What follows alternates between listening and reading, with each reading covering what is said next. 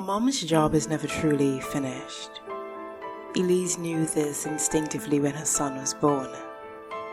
For at least the 100th time, she sat down next to his bed in that chair mending his quilt. There was no way of knowing, the day she bought it at the flea market, that it would become her son's most valued possession. To call it a quilt stretched the definition, as it was nothing more than 1,000 pieces of oddly shaped swatches stitched together, layer after layer, until the whole of it was thick enough to hold in the warmth of a small boy's body as he drifted off to sleep. The person who pieced together this labor of love must have spent countless hours shaping the useless remnants into a usable blanket. Elise felt it was her duty to repair the inevitable ribs as an homage to the unknown creator, and as a manifestation of her adoration for the little boy who cherished it. "I love how cool it feels when I first get into bed," her little man observed the first night he wrapped himself in the old quilt. "But before long, it warms up and I'm snug as a bug in a rug. Where did you get it?" The question was one whose answer was too mundane to inflict on a wide-eyed little boy. So Elise stretched the truth just a little. "It was brought over the Mayflower by the Pilgrims," she answered, to her son's delight. "It's made from pieces of fabric from all over Europe, and it's the first blanket used by the first Americans." It was just a little white lie, but it was also the beginning of a cherished tradition. As stitches unraveled and as tears ripped the quilt in the boy's little heart, Elise sat by his bed and mended the heirloom. And then she would continue the true story of how the quilt had found its way to her son. "During the Revolutionary War, your quilt was captured by General Cornwallis and used to keep his legs warmed on the cold winter nights," Elise said, weaving a story as intricate as the blanket itself. "It wasn't until the surrendered Yorktown that it was returned." "Yorktown?" "Yes, Yorktown," she said, smiling. "George Washington took it from Cornwallis and used it during the 8 years as president."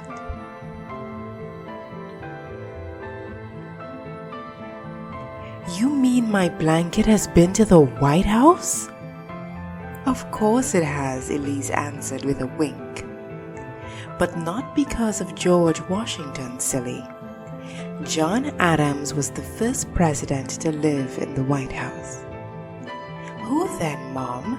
the little boy asked. "Who took my blanket to the White House?" "That's a story for later," Elise replied, kissing her son on his forehead. "Now you get some sleep, and I'll continue the story next time." Elise, unfortunately, had far too many opportunities to continue the blanket's tale as her son was given to debilitating headaches. At first, the doctors thought he was prone to systemic migraines, but the truth was much worse. Many nights, too many, the little boy would curl up in pain, his teeth clenched in a faux smile. The headaches were excruciating, only soothed by a cold washcloth, his mother's gentle voice, and the telling of the quilt's tale as he drifted off to sleep.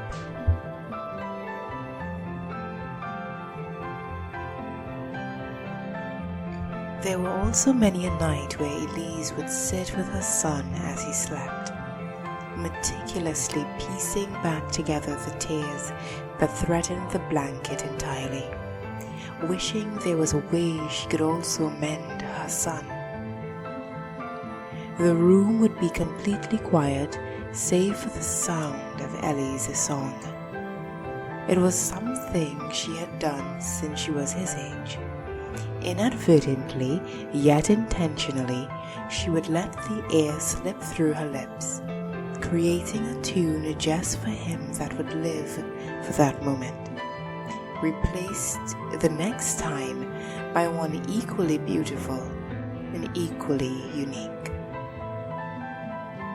As it turns out, the first time the quilt made it to the White House, just after Abraham Lincoln was elected president, Elise said the next night, continuing the story from where they'd left off. The pain had become more frequent and more intense, requiring more chapters more often. The story's continuation, however, had the desired results: a distraction and a smile.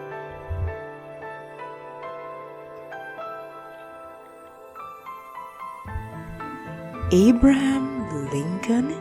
He used my quilt too? Her son asked, too young to doubt his mother.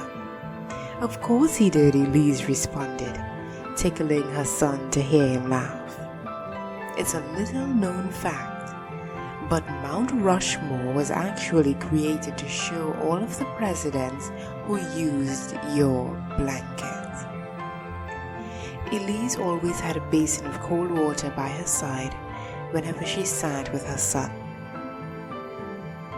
Very early on, she learned that the coolness of the cloth would help quiet the pain in his head. It was her greatest joy to moisten the cloth, keeping it cold throughout her story. The little boy's head still throbbed, but while his mom was telling the story, she would gently wipe his forehead with the cold cloth, and it was almost as if he forgot the pain for a time. If all went well, he would fall asleep listening to the tale of his blanket, as sleep was becoming his only relief from the pain.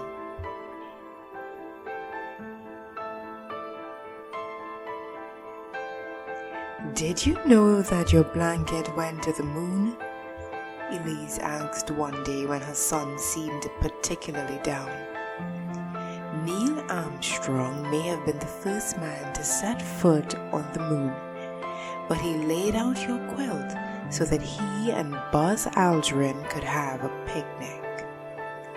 The idea of two astronauts having a picnic on the moon resulted in spontaneous laughter for both mother and son. Is Buzz Lightyear named after Buzz Aldrin? He asked his mom, as both continued to laugh.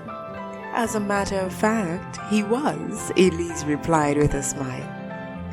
If you must know, Buzz Aldrin presented your quilt to Buzz Lightyear as a gift, which means your blanket has been to infinity and beyond. Exactly, Elise confirmed as she refreshed his cloth and placed it back on his head.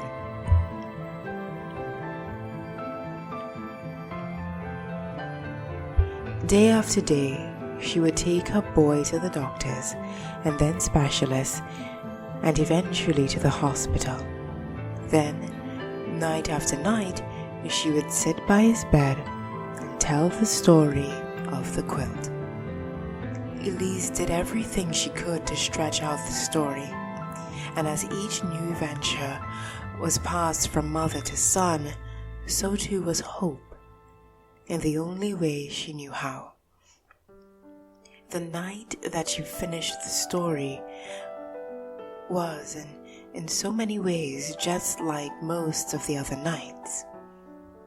Elise was home in her favorite chair next to her son's bed. Her breathing was labored and her voice unsteady. And then I stopped by a flea market on my way home from the store, and there it was, your beautiful, wonderful blanket. I knew you must have it, so I scooped it up, paid the nice woman, and brought it home to you. Tears filled Elise's eyes as she sewed the last stitch on the old quilt. Holding it up, she remembered the first time her son covered himself with a blanket. I love how cool it feels when I first get into bed. It's finally fixed. It's perfect, Elise said out loud, tears continuing to flow. I love how cool it feels too.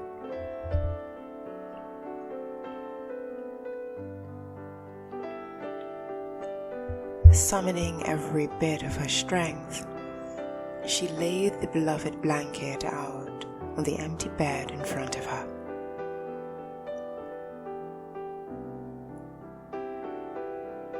Being a mom is a job that never truly finished. At least she had hoped so. With nothing else left to do for her son, she sat back in the chair and silently sobbed.